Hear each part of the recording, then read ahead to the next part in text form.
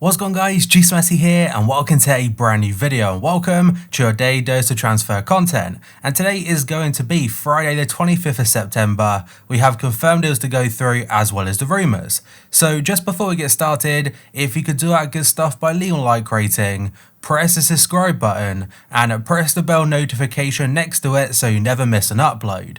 Yesterday's episode will be down below in the description box, and the current schedule every day at 8 AM UK time, there'll be a new video for you to look forward to. And finally, drop a comment below, I'll try to respond to as many as I can. So first up, Kevin Prince Boateng is set to join newly promoted Serie B side Monza. It'll be from Italian First Division side Fiorentina, and this story is from Gianluca Damasio that apparently is very close to being announced. The 33-year-old has been with a Serie A side since the summer of 2019. That's when he made the switch from Sassuolo. The Ghana international spent last season on loan with Besiktas in Turkey, helping them to a third place finish. And Monza have got very big ambitions. Their main aim is to achieve back-to-back promotions, resulting in them being in the top flight of Italian football next season. The details of the deal haven't been announced as of yet, but it's expected to be a free transfer. Fenerbahce have told the Turkish Stock Exchange they are in talks with Aston Villa. That's to try and sign striker Ali Samatta on an initial loan deal. If Villa do let him go, it could free up funds for another striker, either on a loan or a permanent basis. But as reported everywhere else, they're also trying to bring in Ross Barkley or Loftus-Cheek on loan from Chelsea. Ansu Fati has signed a new long-term contract at Barcelona, and it includes a $400 million buyout clause. The 17-year-old marked himself as one of the world's top youngsters last season, making 42 appearances for Barca and scoring 12 goals. He will now wear the number 22 shirt vacated by Arturo Vidal, and he's put pen to paper on a deal which will see him remain on Barca's books through to 2024. Chelsea have finally signed their new goalkeeper Edouard Mendy. They confirmed the signing yesterday morning for about £23 million, and he's joined from Ligue 1 outfit Rennes. He's also signed a 5-year contract, and he's expected to replace Kepa pretty much straight away.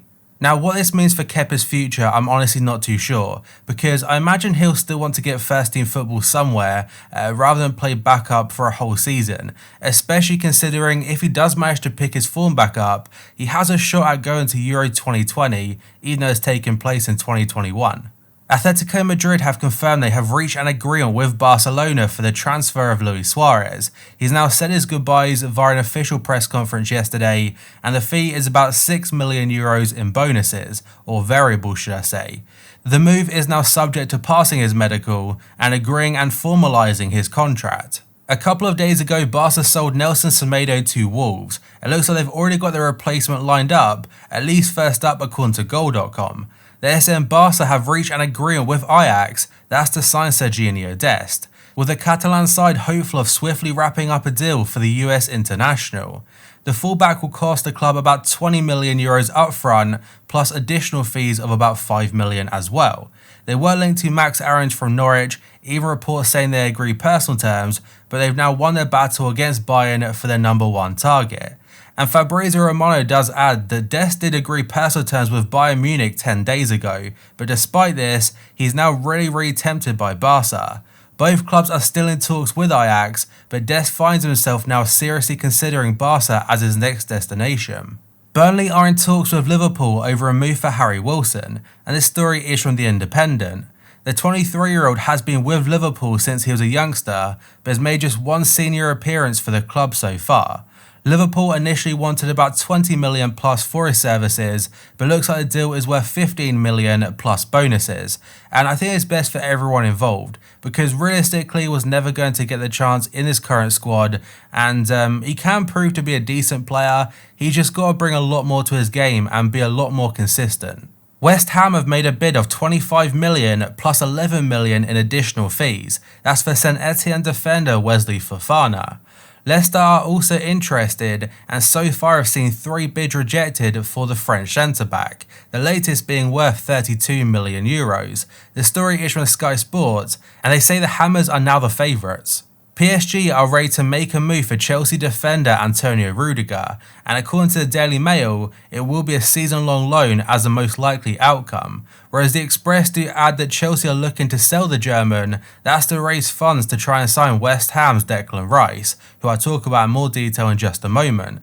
And Kicker in Germany have had their say, saying that Barca plan to reinvest the money from sales of Semedo and Suarez, Vidal, Rakitic and try and sign the Chelsea man.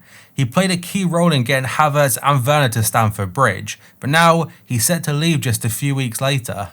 So moving on to the Declan Rice story, the first one is from Fabrizio Romano yet again. He has said Declan Rice is ready to force the issue at West Ham and try and push for a move to Chelsea. The Hammers have no intention of letting him go and they still value him at over 60 million, potentially up to 80. The England international has been heavily linked with a move to Stamford Bridge, but has decided now he does want out of the London stadium. Manchester United are monitoring Ajax left-back Nicolas Tagliafico, that's as Porto are driving a hard bargain for Alex Telles. The story is from Sky Sports, and I know a lot of United fans are getting very frustrated by the term monitoring, they're literally replying to tweets now saying monitoring FC. And it does seem to be a pretty familiar theme for their window because they've been linked to a lot of players, but so far only managed to bring in Donny van der Beek. The rest of them, it's either they've agreed personal terms or they're still monitoring the situation. RMC Sport are saying that Fulham have lodged an offer of £16.5 million, that's to sign Barca youngster Jean-Claire Todibo. French side Rennes also registered their interest in a loan deal for the 20-year-old, though Barca are keen for an outright sale.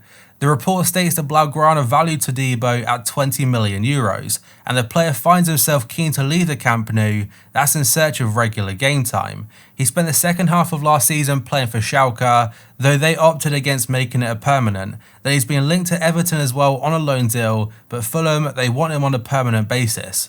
Benfica forward Haris Seferovic is close to joining Tottenham, and this story is from Portuguese television station CMTV. Spurs have been searching for an option to help Harry Kane and appear to have landed on the Swiss international. They have also been linked to Weghorst from Wolfsburg and Dost from Frankfurt. A second player that could be leaving Benfica now, according to Ebola, is midfielder Florentino Luis. He's now very close on a loan move to Monaco. Monaco will pay €2 million for the right to loan the 21-year-old, with the Ligue 1 side not holding a purchase option, though if he does play well, it's very likely they will make a permanent offer later on the season. There was a lot of interest there from AC Milan, Fulham and Leeds United, but it seems he's going to Ligue 1 instead. Aston Villa are not the only side keeping a close eye on Ross Barkley's situation at Chelsea, with Football Insider claiming that Leeds are also very much keen. The Whites are struggling to get a deal done for Udinese star Rodrigo de Paul, and the England international is considered a very much achievable target because he's moved down the pecking order since Kai Havertz's arrival and he may be looking for more game time. Atletico Madrid are aiming to sign Arsenal midfielder Lucas Torreira, and this story is from Mundo Deportivo. However, Atletico must make room in their squad for the Uruguayan, that's by selling Hector Herrera first. The Mexico international didn't convince Diego Simeone in his first season with the club, and he could be set for a return to FC Porto. AC Milan, Roma and Napoli are all pushing to sign Nacho Fernandez according to Calcio Mercato. The defender is set to leave Real Madrid, having already expressed his interest in playing in Italy. Napoli are among the clubs interested, but a move may hinge on the future of Kalidou Koulibaly. Arsenal remain keen on putting a loan deal in place for Barca playmaker Felipe Coutinho, and this story is from Sport in Spain. The Brazil international, who has seen a return to the Premier League mooted for some time, he has been offered a clean slate at the Camp Nou by new Blaugrana boss Ronald Koeman. The Dutchman has a lot of plans for him going forward, and Coutinho is a player that I know the last couple of years really haven't gone to plan for him since he pretty much left Liverpool for that massive fee, but I still think he can be a fantastic player. He's got to rediscover that confidence. Fabrizio Romano is saying Tottenham and Inter remain 10 million apart in valuation of Milan Skriniar. Inter want about 60 million for their defender, but Spurs want to pay 50. Talks are still ongoing, and Sky do say that Spurs will have to offload players first before making a proper approach, and Corriere dello Sport, they say Skriniar has already agreed personal terms with Spurs. Wolves have opened talks over a potential move for Thomas Lemar, and Le 10 Sport claim that Everton have now withdrawn their interest in the World Cup winner. Lamar is reportedly available to leave Atleti this summer, and he only managed to make 10 starts in La Liga last term, and he also failed to provide a single goal or assist. Alex Telles has signalled his determination to move to Manchester United this summer, and this story is from the Telegraph. The Mail do add that United, though, they're trying to drive down Porto's £17 million asking price. That's because the 27-year-old is out of contract next summer and the clubs do remain apart in valuation.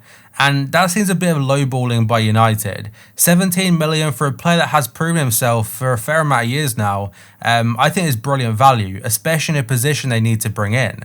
And ultimately, with PSG still showing interest, United could miss out on a target for the sake of a couple of million. L'Equipe are saying that Atletico Madrid will only sign Edinson Cavani on a free. That's if they can offload striker Diego Costa first. The Spaniard has been linked to the likes of Fenerbahce and AC Milan, but so far no proper offer has come in. According to Catalonia Radio, Barca are still plotting a move for WIJNALDUM before the transfer window closes. They claim the Dutchman is still of interest of Ronald Koeman, but their limited finances mean a deal could be difficult, and they're still after Memphis Depay as well, but again, it could be tough because they've got to sell a few players first. And from a Liverpool point of view, it very much looks like WIJNALDUM will be staying. They're trying to sort out potentially a new contract because he could go on a free next year, and that's despite bringing Thiago in. And the final story is from Sky yet again. They're saying Arsenal are interested in signing Jorginho from Premier League rivals Chelsea, while current midfielder Lucas Torreira, he is very close to going to Atletico Madrid.